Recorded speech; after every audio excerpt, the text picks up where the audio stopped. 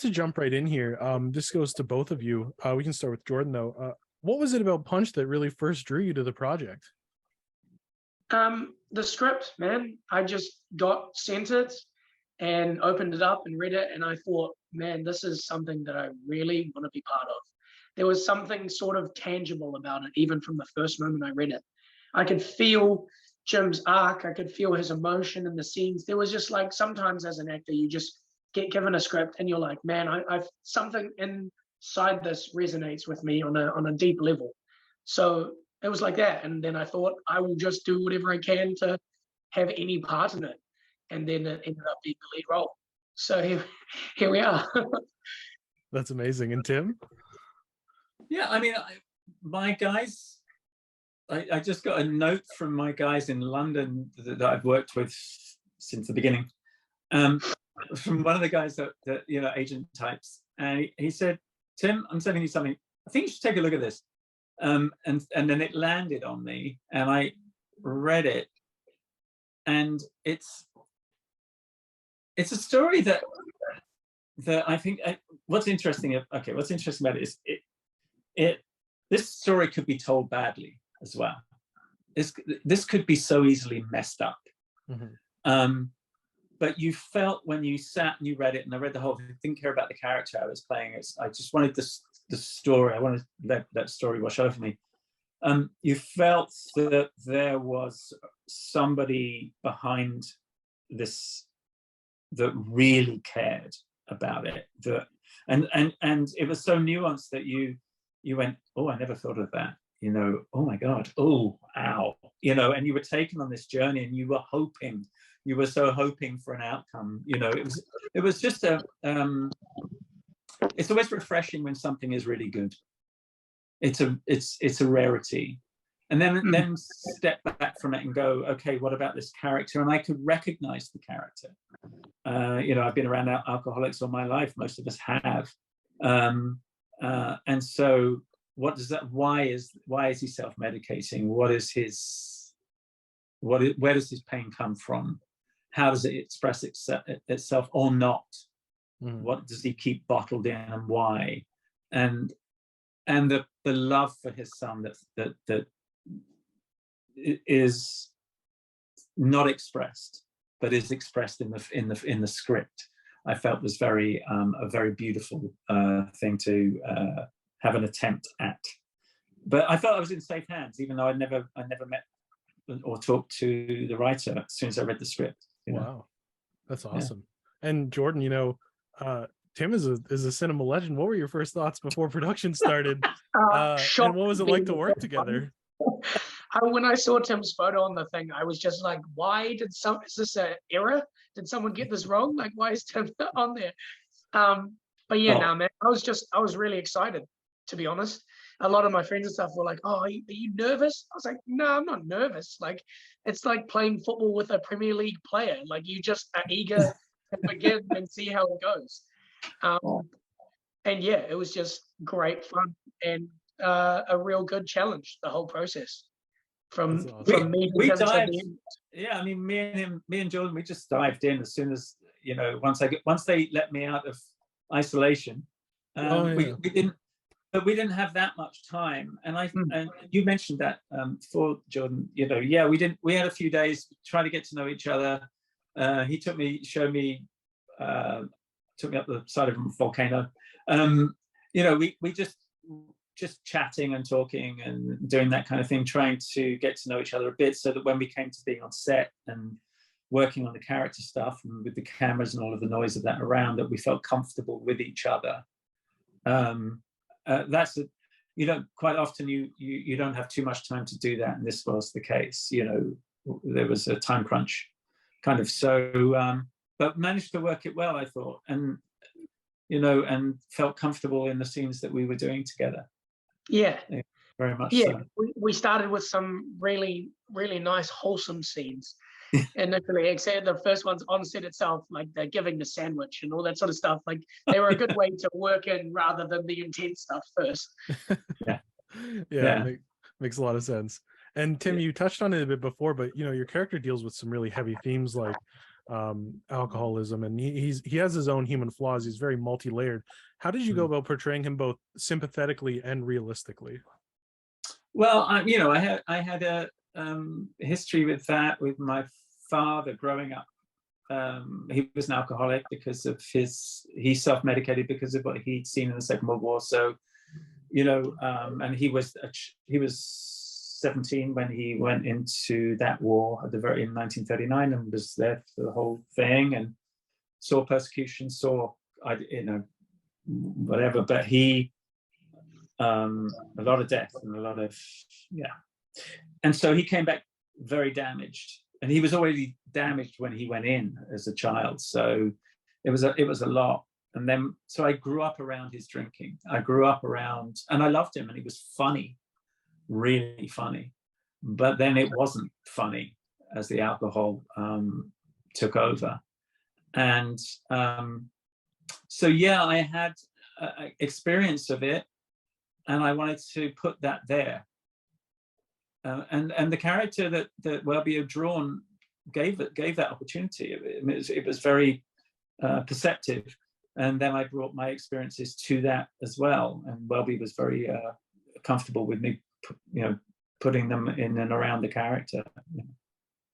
So it was one of those nice. It was a lucky break to get it, to get a chance to have a go at that. Yeah, for sure. And Jordan, you deal with themes of your character where, he's struggling with his sexuality and whatnot. And I think that you really conveyed that very thoughtfully. What were some challenges with that? How'd you go about that? I mean, I sort of read it in the script, and all I could do, I don't have any personal experience with that sort of struggling to find my sort of sexual identity, but I've seen it firsthand. My twin sister has dealt with that her whole life, and I've seen how it's affected how people interact with her and how my own family interact with her. So all I could do was approach it with as much sort of heart and caution and sort of care as I could. For Welby to trust me with that meant a lot to me. And all I could do was approach it as honestly as I could and as vulnerably as I could, because, someone at that age, that sort of quintessential crossroads of becoming a man, whatever that's supposed to mean anymore, and struggling with that's a tough point in anyone's life. So all you can do is try to interpret it and feel it and see how it goes. That thing of respecting the material, isn't it? Yeah. In a sense, he's given you that, so you bring to it, you bring everything to it that you think he needs. Yeah, absolutely.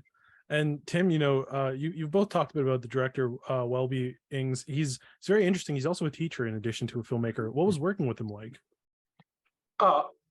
He's like a teacher, not only in the office, but he's like a teacher in real life. Like if you spoke to Welby over a camera, he would still be having that teacher vibe. Like, hey, it's about you and your growth as well as his own sort of personal stuff. He's just a collaborative, wonderful guy. And honestly, man, this is a blessing. I would pay to sit and just be in the corner of a room while Welby speaks and interacts. To be able to actually act his material and be part and know him so well, that's like icing on the cake. He's a really wonderful guy. He's really funny. Yeah, it's really funny. Some of the things he comes out with. Also, you could just talk to him about construction, because he built his house with his own hands.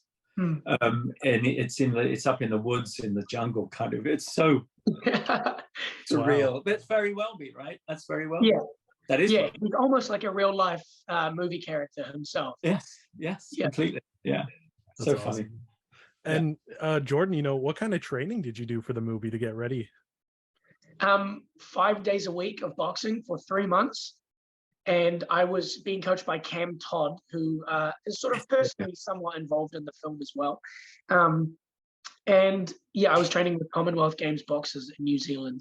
So they were Commonwealth Games boxers, New Zealand Championship boxers, and then me on the side trying to not get punched in the face, which didn't work for the first month and a half. It was a lot. It was a lot to take on, but it was really great challenge. And being a sponge around people who are so good made it so that I could pick it up pretty quick. Yeah. That's awesome. And Tim, what was it like for you to film in New Zealand? Had you been before, or was this all entirely new? No, it's completely new. I had no idea. And we'd been living in a bubble because it was right in the middle of the pandemic. There were no vaccines. None of that stuff was happening. I was in California, and we were also in a bubble because my in-laws were very high risk. So we were spraying down the food and stuff. We were in that mode. We didn't know what was going on. And then I got on a plane and went to New Zealand. Like I've said before, the safest place on the planet, by the way. I mean, it was, it's like, whew. But it was really difficult initially. Just when I came out of the isolation, the quarantine hotel, to be around people was like, oh my God. I mean, everyone's like, hi, how you doing? No mask, no nothing. I mean, it was just, and loads of people. There was a dinner and there was a ceremony, marriage ceremony. It was so overwhelming that first night. And then it was just incredible. I mean, it's first of all a stunning place and all of that, but the film crew that we had, they've been doing Lord of the Rings stuff for, a long time. Yeah. And they were really, I mean, film crews out there, you got some of the best film crews in the world. And they were looking for anything else, just anything else. And along comes this real little independent film, right? Difficult subject matter, all of that stuff, like this compared to what they'd all been working on. And they dived at it. So we had like Matt Henley, who's like a fantastic cinematographer. We had, all of the crew were incredible, like really high end. So I was in this magnificent location with brand new actors, which is some of the best time that you can have. And a brand new director with a story to tell. And it was just like gold dust for me. It's incredible. I wish it lasted longer. Unfortunately, they couldn't afford it. But, it would have been great if it was a 4-month shoot, but we shot it in a few weeks. That's awesome. And Jordan, is there a specific message that you really hope people take away from this movie? I think the theme that stands out to me the most and that really translates is the sort of universal feeling of just wanting to fight or having to fight for where you belong in the world. Jim and Fetu are young people that are confused and feel like they're not really in the right place, trying to be free, trying to learn and grow. And I think that anyone can watch the film and resonate with that. So many people in life are born, they feel in the wrong town or the wrong country or set of circumstances. Their family doesn't get along with them, their family doesn't accept them, whatever it is. I think learning to fight to find that place where you belong and can be authentically yourself is something that any person can walk into Punch, sit down and feel and be inspired by the end of the film. So I'm very proud of it for that. Awesome. That's amazing. And my last question, Tim, on a bit of a different topic is, you returned as the Abomination in She-Hulk recently, but this character was way more comedic and way more, zen. What was it like to reinvent a character in that way? I just thought it'd be fun. And they were willing to let me do it. But the feeling really was, I was very surprised they knocked on the door type of situation, So I was like, sure, why not? And then let's see what the character is. And they were very, I met with them before and we talked to character and we did all that thing. There were different directors, so they had different feelings about it, blah, blah, all the usual stuff. But they let me play, especially towards the end, they really did. And when Mark Ruffalo came on, Mark and Tatiana together were hilarious. So we got to play, we got to mess around with it. The one thing that I said for everyone to be wary of was, he's sweet, isn't he funny? Is he though? Is he? Because it got him out of prison. Now what? You know, so there was always that thing of, you know, is it a con? Is it a con? Is it a con? Here we go, and so on and so forth. And we got to, you know, play around on that. Awesome. So I don't know if it'll go anywhere, but it was a lot of fun to do. That's awesome. That's all the time I have. You know, Punch was really moving and I really enjoyed it. So thank you both so much for taking the time to do this. Thanks, Thank you Spencer. for doing it. For me, bro.